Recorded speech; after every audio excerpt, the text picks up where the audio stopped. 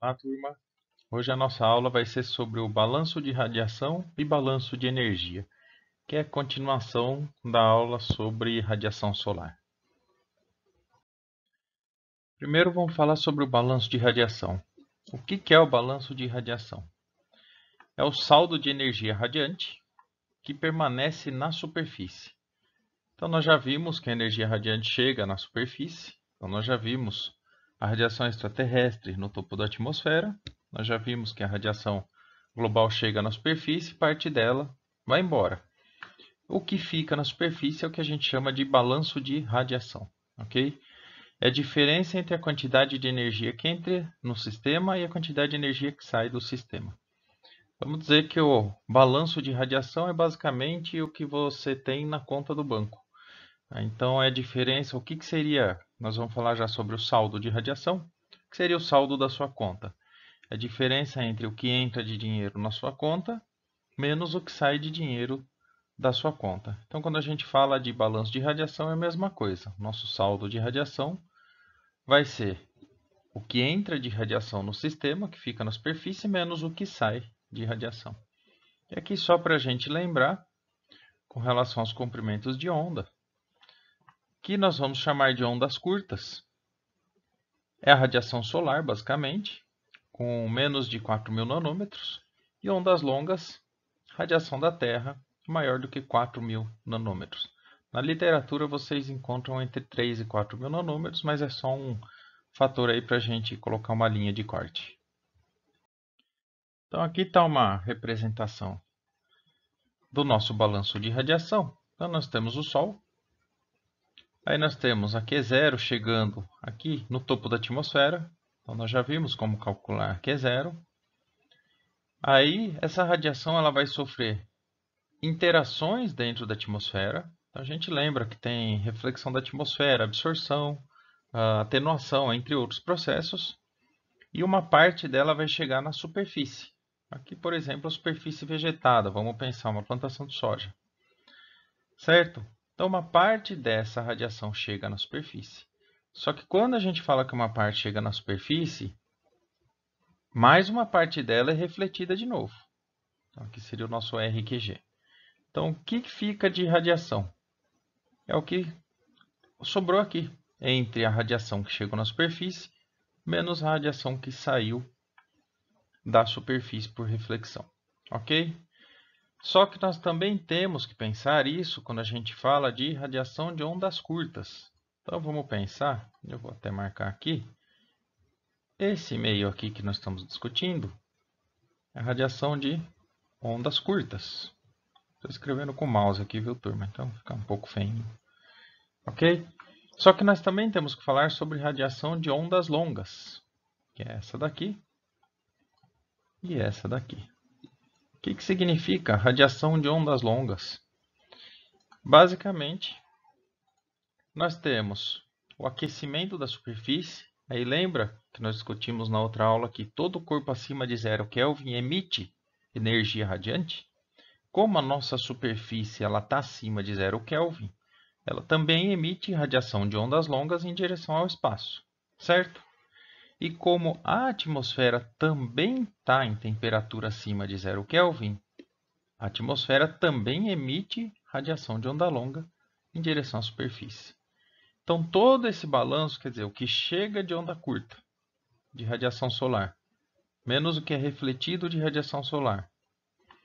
Aí, o que chega de radiação de onda longa, menos o que sai de radiação de onda longa, todo esse pacote aqui é o que a gente chama de balanço de radiação.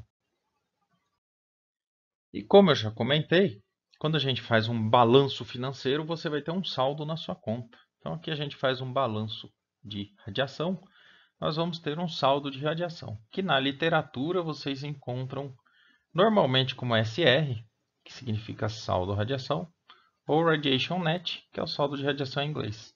Então sempre que vocês verem ou RN ou SR, significa a mesma coisa, saldo de radiação. Ok? Então, o que é o nosso saldo de radiação? O saldo de radiação é igual ao balanço de ondas longas, o balanço de ondas curtas, vamos começar por ele, que está aqui em primeiro, né? mais o balanço de ondas longas. Quem é o balanço de ondas curtas? Entrada de energia no sistema. É o que vem do Sol. Então, balanço de ondas curtas, a gente sabe que é a radiação que vem do Sol. Por que que durante o dia a gente tem o aquecimento do ambiente? Porque começa a chegar ondas curtas do Sol, ok? Por que que durante a noite a gente tem o resfriamento do ambiente? Porque nós não temos mais a chegada de ondas curtas. Então, quem põe energia no sistema é o balanço de ondas curtas. E o balanço de ondas longas, a gente considera ele como a saída de energia do sistema. Então, vocês vão ver que ele vai ser sempre negativo. Então, aqui é da Terra. Vocês entenderam, né? Da Terra. Basicamente, o que nós temos? O balanço de ondas curtas, pintar de amarelinho aqui. Ele, durante o dia, ele é sempre positivo. Por quê? Porque durante o dia a gente tem o aquecimento, né? Nós vamos aprender a calcular, mas você tem o aquecimento do sistema. E durante a noite, turma, muito cuidado, ele é nulo. Então vamos marcar aqui em volta de vermelhinho. Ele é nulo, ele não é negativo. Então o balanço de ondas curtas ele é nulo, porque à noite não existe radiação solar chegando no sistema. Se não existe, não tem como ser negativo. A Terra ela emite radiação somente de ondas longas, a Terra não emite radiação de ondas curtas. Então por isso que o BOC, balanço de ondas curtas, ele é positivo de dia e nulo à noite. Já o BOL, que é o balanço de ondas longas, durante o dia ele é negativo e durante a noite ele também é negativo. Então você tem ondas longas chegando da atmosfera na superfície da Terra durante 24 horas por dia. Mas você tem também que é essa QA aqui que vocês estão vendo, né? Radiação da atmosfera. E nós temos também bastante radiação de onda longa sendo emitida da superfície para fora da atmosfera, para o espaço, que é esse QS aqui. Só que o QS sempre vai ser maior do que o QA. Então esse valor de BOL, ele sempre vai ser negativo. Então o BOL que é positivo de dia e nulo de noite. O BOL é negativo de dia e negativo de noite, ok? Isso vai resultar, turma, voltando naquela equaçãozinha lá em cima, vou escolher pintar de roxinho aqui.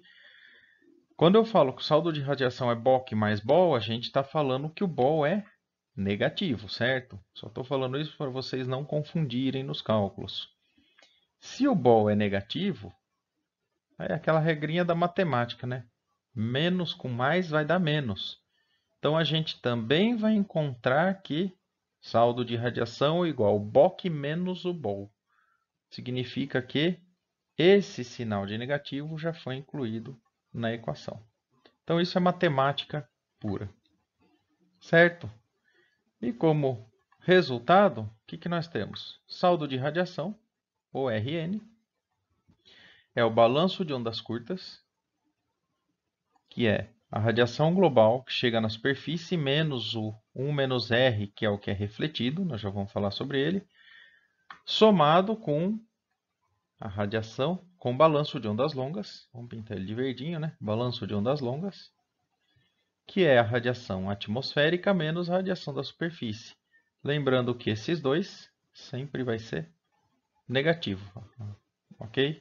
E esse daqui vai ser positivo de dia e nulo durante a noite. Então vamos falar um pouquinho mais sobre o balanço de ondas curtas, que ele é bem mais tranquilo, ele é bem mais simples. Então, o balanço de ondas curtas basicamente é o que nós vimos. Então vamos pensar que aqui nós temos a nossa superfície. Então é o que chega de radiação na superfície, que é o QG, menos, vamos pôr de outra cor, de azulzinho, né? O que é refletido da superfície de volta para o espaço, que é o RQG. R significa que foi refletido, certo? Esse RQG, que é o que foi refletido, ele tem um nome técnico, ele chama coeficiente de reflexão, que o nome técnico dele é albedo. Então, o que é o albedo? Albedo é basicamente a radiação de ondas curtas refletida pela superfície, certo? Então, você tem a perda da radiação sem nenhuma interação. Ela vai bater aqui na superfície e vai embora para o espaço sem interação nenhuma. Então, essa radiação nós perdemos. Aqui alguns exemplos, né? Então, a água tem um coeficiente de reflexão de 5% de toda a radiação que chega na água. 5% é refletido. Nós vamos ver numa próxima imagem, mas a água, quando vista do espaço, ela é escura, ela é quase preta. Então, ela absorve muita radiação. Solo varia, depende do tipo de solo, depende da cobertura do solo, de 5% a 45% de albedo. Gramado, 20% a 30%. E culturas, em geral, o milho aqui está como exemplo, culturas em geral de 15% a 25%. E região densamente florestada de 10% a 15%. Ok? Então aqui, uma imagem que eu peguei do Google Maps, com imagem de satélite do nosso campus. Então aqui que nós vamos observar, só para vocês verem. Vamos achar os corpos d'água. Então aqui você tem um corpo d'água. Aqui você tem um corpo d'água. Acho que é, né? Esse daqui é um corpo d'água, isso é certeza que é um corpo d'água. São os lagos da fazenda, né? Aqui tem outro e assim por diante. O que a gente observa? Eles têm uma coloração escura quando vista do espaço, quando vista de satélite. Quanto mais escuro, mais radiação absorve. Então a gente vê que o albedo, no exemplo lá, era de 5%. Aí aqui, como exemplo, vamos pintar de amarelinho, né? Você tem uma área com pastagem, ó, verdinha, tem uma reflexão semelhante a essa área com pastagem aqui de cima, é uma parte dela, né?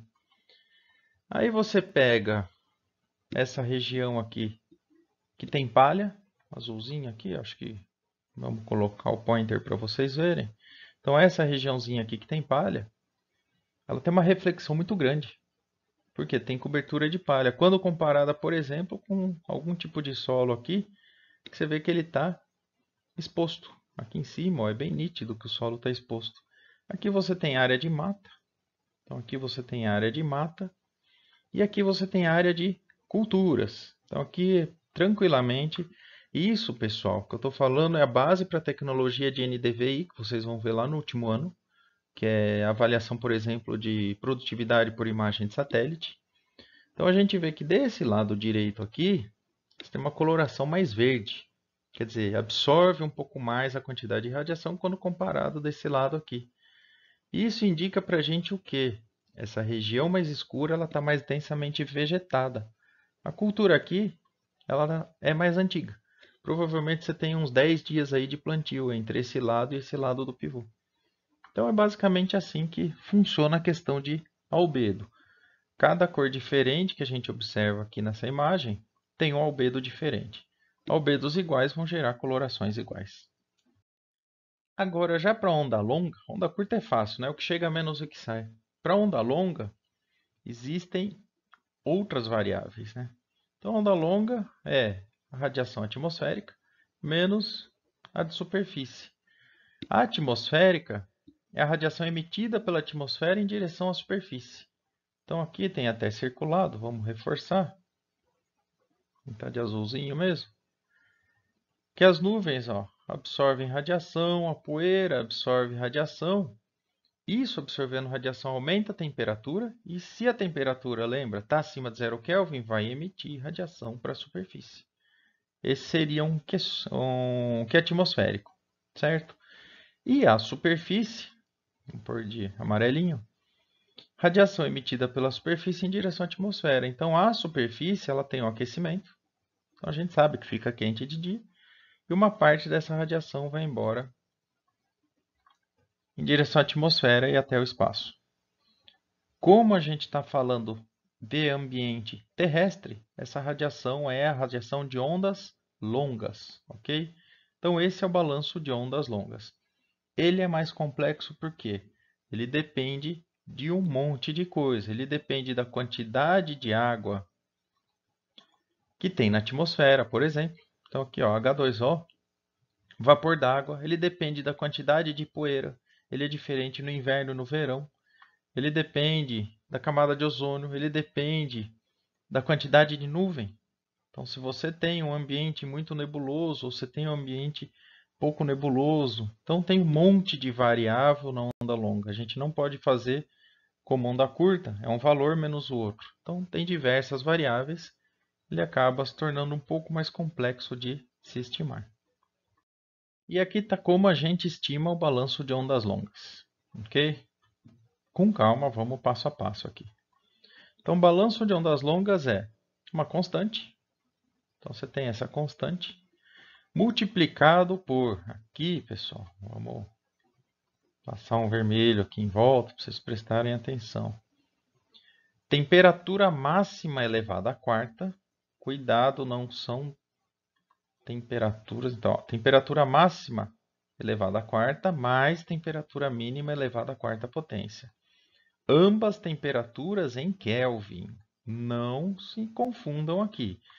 E também não é temperatura máxima mais mínima elevada à quarta. É cada uma elevada à quarta potência. Dividido por 2. Ok? Então, nós temos essa variável também. O cálculo é simples, só precisa prestar atenção. Então, aqui são constantes. Esse é a pressão de vapor d'água. Por enquanto, para vocês fazerem exercícios, ele vai ser fornecido. Futuramente, a gente vai descobrir como calcula. Então, é uma outra variável que vocês conhecem. Mas a QG é uma constante, 1,35, multiplicado por QG. O QG nós já vimos como fazer estimativa lá atrás. Dividido, pessoal, aqui tem um fator novo, que é o QGCS. Está faltando um G aqui. Quem é o QGCS? É essa equação aqui de baixo, é só dividir por essa equação. É um fator que faz a correção para nebulosidade. Então, você tem uma constante, 0,75, mais esse valor multiplicado por Z. O Z é bem tranquilo, né? Por quê? Porque o Z é altitude em metros. Então, depende da localização que você está, é só ver a altitude. E o Q0 vocês já sabem calcular. Aquela equação gigante de Q0, lembra? Ela entra aqui também.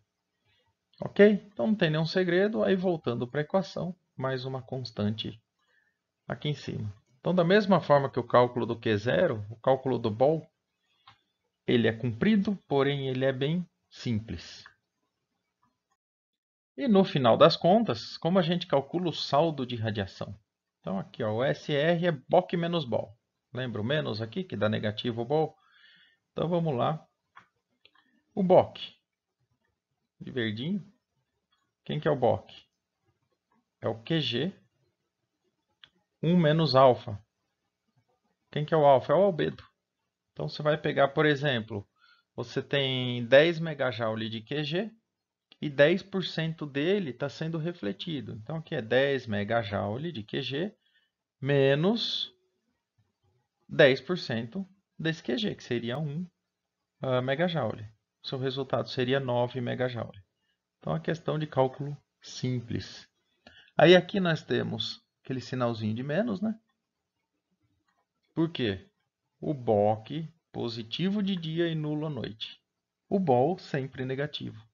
E aqui está toda a equação, vou colocar de azulzinho, do BOL. Então, aqui toda a equação do BOL. Ok? O que nós vamos ter? Durante os dias, durante o dia, enquanto o Sol está passando por nós, ou durante o fotoperíodo, o saldo de radiação vai ser sempre positivo. Se não fosse positivo, não teríamos nunca o aquecimento do sistema, do ar. E durante a noite, o saldo de radiação sempre é negativo. Por quê? Nós temos o resfriamento do ar durante a noite. O balanço de ondas curtas, ele só vai acontecer durante o dia, durante o fotoperíodo, lembrem-se disso.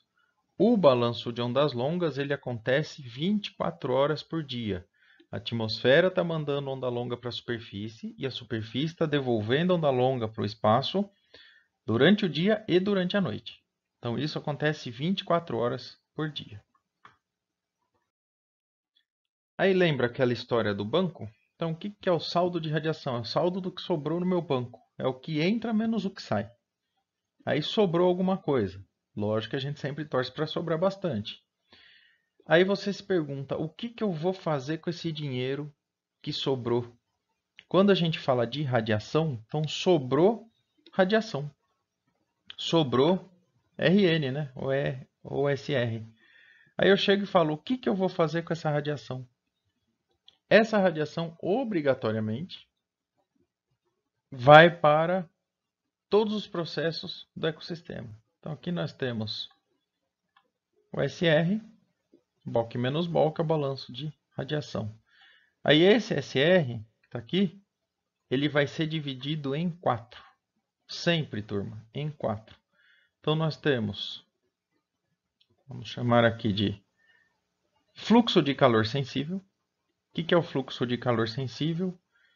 É a quantidade de energia que muda a temperatura do ambiente que nós estamos. Então, se esquentou durante o dia, aconteceu o fluxo de calor sensível. Ok? Fluxo de calor no solo. Aqueceu o solo. Você foi para a praia e pisou na areia meio-dia e queimou o pé. Opa, aqueceu o solo. O que eu estou tendo? Fluxo de calor no solo.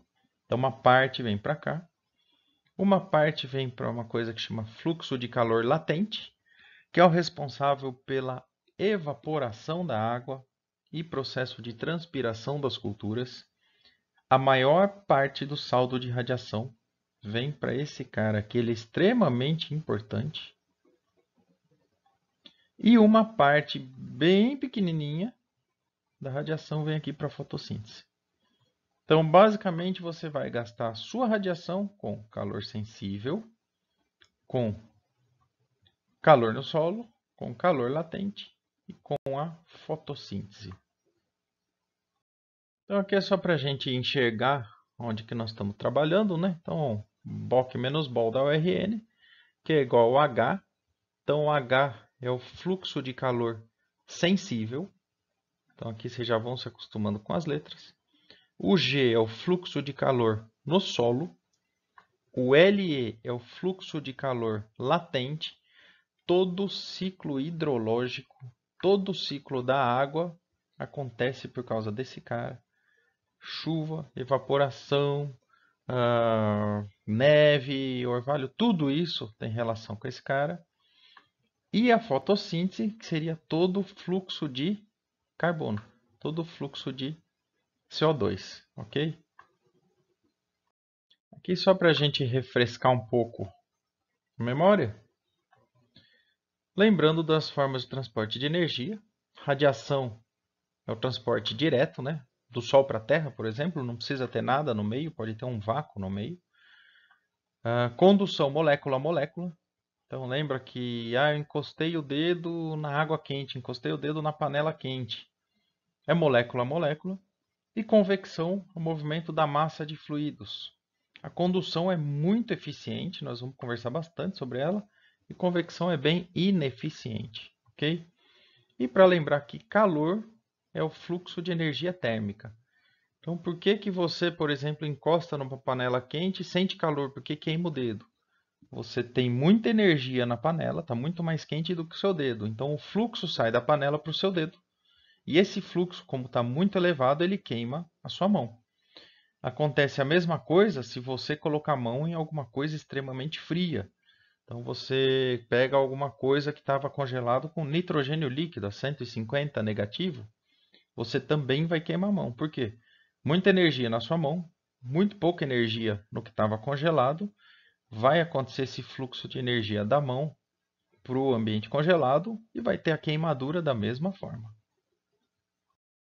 E aqui tem uma das figuras que eu mais gosto para explicar. E eu adoro essas figuras quando a gente tem provas. O que essa figura mostra para mim? Então mostra aqui o saldo de radiação numa superfície úmida durante o dia. Então você tem a chegada de radiação no ambiente. Vamos dizer que mais de 80% dessa energia é utilizada no LE, isto é, para evaporar a água. Uma pequena parte, normalmente até uns 5% no máximo, vai para o H, que é o aquecimento do ambiente. Uma parte menor ainda, 2, 3%, vai para o solo. E uma parte pequenininha, 2, 3%, vai para a fotossíntese. Mas aqui a gente não vai falar de fotossíntese. Fotossíntese vocês vão ver nas aulas de fisiologia vegetal. Ok? Então aqui, pessoal, é o que nós temos durante um dia num ambiente úmido. O que você tem num dia no ambiente úmido?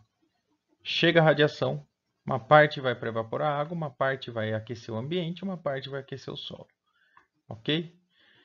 E se a gente tivesse no ambiente seco? Por que que o ambiente seco é muito mais quente do que o ambiente úmido? Chega a mesma quantidade de radiação, só que cadê o LE? Você não tem o LE. Por quê? Você não tem água no ambiente. Se não tem água no ambiente, você não tem o calor latente. Só que a energia, vocês já ouviram, né? A energia não se perde, ela sempre se transforma. A gente não consegue guardar energia no ambiente. Então, a energia chegou. Aí eu não tenho esse monte de fluxo de calor latente que eu teria numa superfície úmida. Na seca eu não tenho. Para onde vai essa energia? Para o calor sensível, para o aquecimento. E uma parte dela vai para o G. Por isso que, por exemplo, a região amazônica com o sertão do Nordeste brasileiro, a latitude é parecida, a radiação solar que chega é muito parecida. Na Amazônia, você tem aquele calor úmido de 30 graus, normalmente 32 graus no máximo. Você vai para a área seca do sertão, é extremamente seca, a temperatura chega a 40 graus, 45 graus tranquilamente. Por que é muito mais quente se a radiação que chega é a mesma? Não tem água quando a gente fala do sertão quando comparado com a Amazônia. Ok? E se a gente vai para a noite, como exemplo, a energia chega de dia, ela vai embora à noite, lembre, saldo de radiação negativo. O que acontece à noite? Por exemplo, durante o dia, aqui no fluxo de calor latente, você tem evaporação de água. Durante a noite você tem formação de orvalho. Olha que legal, nós vamos falar mais sobre ele. Formação de orvalho vai liberar energia no ambiente, ok? Durante o dia você tem aumento de temperatura. Durante a noite você tem redução de temperatura. Durante o dia, a superfície do solo esquenta e joga energia para solo profundo. Durante a noite, a superfície do solo esfria e o solo profundo joga energia no ambiente. É o caminho contrário aqui quando a gente fala da superfície noturna úmida. Então aqui são dois exemplos, pessoal, nos Estados Unidos, um trabalho interessante que foi feito há um bom tempo atrás, mas ele é bem didático, né? Então, uma região da Flórida, um estado extremamente úmido nos Estados Unidos, comparado com uma região no Arizona, que é um estado desértico nos Estados Unidos. O que nós temos? Então, vamos começar com, de amarelinho, saldo de radiação. Então, a gente vê aqui o saldo de radiação na Flórida e o saldo de radiação aqui no Arizona. Eles são muito parecidos. A quantidade de energia é muito parecida. Aí nós vamos pintar de azulzinho para o fluxo de calor latente na Flórida, que é úmida, ó, como ele fica bem alto durante o dia e diminui à noite. E no Arizona, que não tem água, praticamente você não tem fluxo de calor latente. Aí de vermelhinho, vamos para o calor sensível. Na Flórida você tem um fluxo de calor sensível bem menor, porque a maior parte da energia está sendo gasta para evaporar água. Já no Arizona, que é desértico, esse fluxo de calor sensível ele é muito grande, porque não tem água para evaporar. Consequentemente, a temperatura vai ser muito maior nesse ambiente. E o G, ele é muito parecido nos dois, então se vocês observarem, fluxo de calor no solo ele é quase zero nos dois ambientes. Ok? Então aqui no exemplo de cima, da Flórida, né, 75% da radiação vai para calor latente, 20% para calor sensível. No Arizona, que é desértico, 10% vai para calor latente e 85% para calor sensível. E nos dois ambientes, 5% para fluxo de calor no solo. Então é isso que diferencia um ambiente úmido de um ambiente seco. E aqui, nessa aula, a gente não pode deixar de falar sobre o efeito estufa. Os gases de efeito estufa, eles atuam como filtro para a onda longa emitida pela superfície da Terra. e a Terra está em torno de 300 Kelvin. Então é mais ou menos 300 Kelvin. A Terra tem mais ou menos uma temperatura de 18 graus Celsius em média. Ok? As ondas curtas emitidas pelo Sol, em torno de 6.000 Kelvin, sofrem pouca interferência da atmosfera terrestre. E isso causa um desequilíbrio no balanço de radiação da Terra. O que acontece? Chega a radiação de onda curta na Terra, essa radiação de onda curta aquece o ambiente, a radiação de onda longa gerada aqui na Terra vai embora para a atmosfera e os gases de efeito estufa seguram parte dele, deixando a Terra algo em torno de 300 Kelvin. Aí nesse esquema nós já vamos dar uma pincelada aí com relação à mudança na composição atmosférica. Então, o primeiro sistema, efeito estufa em condições normais, esqueçam da direita por enquanto. Você tem a onda curta chegando na superfície, uma parte dela é refletida, eu nem coloquei aqui. Aí você tem o aquecimento da superfície. Aí a superfície vai emitir onda longa para o espaço e parte dessa onda longa é refletida de volta pela atmosfera para a superfície. Então isso daqui é numa atmosfera com concentração natural de gases de efeito estufa. Isso vai gerar o efeito estufa atual que a gente tem com a Terra mantendo algo em torno de 18 graus Celsius. Quando a gente altera a composição da atmosfera, eu coloquei didaticamente como se fosse mais grosso, mas é alteração de composição, a quantidade de energia que chega do Sol é exatamente a mesma. A superfície vai mandar a mesma quantidade de onda longa para a atmosfera, só que aqui está o porém. As ondas longas que a atmosfera vai refletir de volta para a superfície vão aumentar. Lembra que eu falei que energia não se perde, ela tem que se transformar? Isso vai mudar o meu balanço de radiação. Então vai ter mais radiação no meu sistema. Se eu tenho mais radiação no sistema, eu vou ter mais fluxo de calor latente. Quando a gente fala em mudanças climáticas, vocês ouvem muito falar sobre eventos extremos. Então aí está mudança no fluxo de calor latente. E nós temos a mudança no fluxo de calor sensível, que é o que a gente chama comumente aí de aquecimento global, ok? Então aqui, o que nós temos que ter em mente? A quantidade de energia que chega ao sistema permanece exatamente a mesma, mas uma parte da energia que era emitida ao espaço fica retida, aumentando a temperatura da Terra. Certo? Então não chega mais radiação do Sol aqui na Terra. O que acontece? Sai menos radiação da Terra para o espaço. E isso causa uma alteração no balanço de radiação e, consequentemente, no balanço de energia. E tudo que nós estamos falando, vocês vão ver que é uma sequência as nossas aulas, então uma vai complementando a outra. Entra também conforto térmico no ambiente. Áreas com umidade mais elevada, mais ou menos 80% do saldo de radiação é utilizado para a mudança do estado da água. Isto é, nós vamos gastar energia para poder transformar a água de líquida para vapor. Aí acho que vocês vão lembrar bastante, né, do calor latente de evaporação da água. Isso vocês têm que ter em mente, é extremamente importante. 2,45 megajoule por quilograma. Significa que para eu evaporar 1 quilograma de água, eu preciso inserir 2,45 megajoule. Então, quanto mais água eu tiver no sistema, a água sempre vai ser a preferida com relação ao saldo de radiação. A energia vai ser gasta para evaporar a água. Quanto mais seco o meu sistema, mais quente ele vai ser. Então aí que entra a questão de arborização.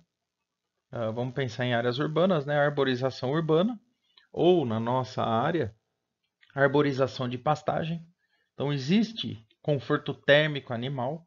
Então você deixar o gado com pasto bonito, lindo, ele não tem uma sombra para ele ficar, você vai ter um aquecimento muito grande do ambiente, isso causa estresse térmico no animal, nós vamos falar sobre isso mais para frente, e você vai perder produtividade, tanto de gado de corte quanto de gado de leite. Então, quando a gente fala em área arborizada, a gente considera que as plantas são sumidouros de energia radiante. Ela pega essa energia, faz a fotossíntese com um pouquinho, Só que grande parte dessa energia, 80%, vai para a transpiração. E o que acontece com essa energia? Vira vapor d'água, literalmente vai embora para a atmosfera, deixando o ambiente mais fresco. Vocês já ouviram falar que a sombra de árvore é mais fresca que sombra de um telhado. Exatamente por quê? O telhado não faz transpiração, né? Grandes corpos d'água. Um exemplo, lago artificial de Brasília, que é o Lago Paranoá. Ele está lá para tentar trazer um conforto térmico um pouco melhor no ambiente, que no centro-oeste brasileiro é extremamente quente e seco. Então você põe um corpo d'água, esse corpo d'água vai absorver bastante radiação solar e vai reduzir um pouco esse estresse térmico. Então aqui um exemplo com um dia úmido. 80% da energia disponível para evapotranspiração.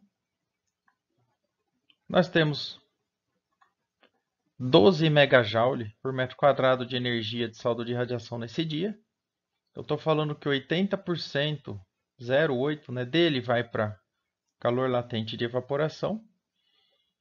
Isso significa que 80% dele vai para evaporar água, certo? E eu sabendo que eu preciso de 2,45 megajoule de energia por quilograma de água para evaporar água, eu vou chegar num valor de 3,92 litros de água evaporada por metro quadrado nessa situação.